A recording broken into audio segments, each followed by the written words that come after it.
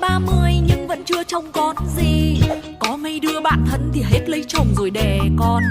Cứ đi ăn đi chơi là chúng nó suốt ngày kêu bận. Nào là con tao đang bị số, chồng tao đi làm mày ơi. Thấm thoát mấy tháng trôi cuối cùng đã hẹn xong rồi. Chắc mấy đứa bạn tôi sẽ bung lụa một hôm.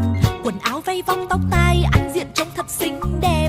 Bên nhau quây quần xong ta ôn chuyện ngày xưa. Nào ngờ đâu khi gặp nhau hết hồn.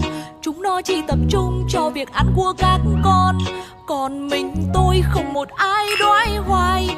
Cứ nghĩ đến đây thôi cũng thấy bực mình.